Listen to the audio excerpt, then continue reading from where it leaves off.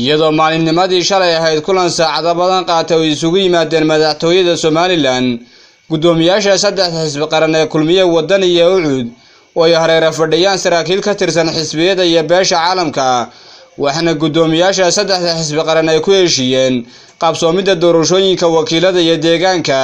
waxaana si wadajir ah u soo saareen warmurtiyada iyo 8 qodob oo dhinacyadu ay ka midaysan yihiin isafgaradkan saddex xisbi qaran ee Somaliland ayaa siyaabo kala duwan looga arkay deegaanada Somaliland dadweynaha magaalada Boorama oo mikrofoonka la dhaxmarnay ayaa siyaabo kala duwan uga hadlay heshiiskaasi ay gaareen saddex xisbi qaran ragga matalay waxay ahaayeen saddex nin oo ilmaadeera waxay ku heshiineen waxay shirkii qaaxa ku soo heshiiyeen anagu shirka ay sheegeen shalay ku heshiiyeen waxa laaliyo wax kala socnaa ma jirto waxaan ka ognaynaa ma jirto haddii iyagu ilmaadeera heshiiyeen anagu saamiga gobolka ilaa la nasiyo waxaas waxay ku heshiin jireen waxaan leenahay gobolka hooseega shalay baa gobolka waxa laga jaray maanta inagii baa heshiiyey maalin kasta wax dhacaan gobolka awdal baa wax ka jirtaan warba maalin gobolka soo xasto halkii Somaliland binara anigoo magacaygu yahay Deeq Sidaar Cali ahna ee dhalinyarta gobolka awdal haddii ay heshiiyeen saddexda xisbi haddii ay heshiiyeen anagu waxaan mabda'ban marka hore baan ka midaysnayn in ilaa iyo dastuurka dib loo furo xildhibaanada la kordhiyay inaan doorasho la galeyn anagu haddaan shacabkii nahay heshiiska wax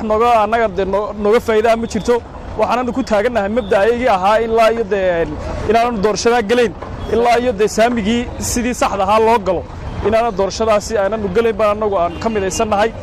xisbiyada leeyahay maxaa ku dhahdaa saami qaybsiga saamiga gobolka Awdal waxa uu maray runtii waxba ka maqleen sababtoo ah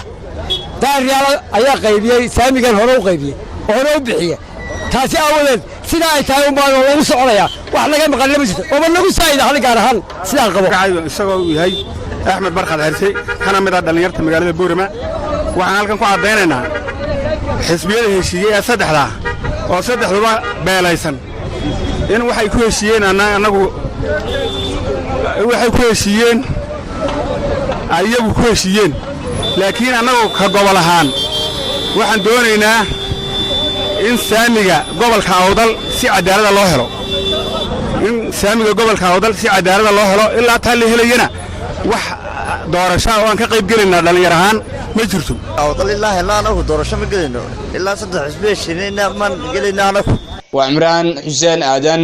wararka muuqbaaya telefishanka caalamiga Star TV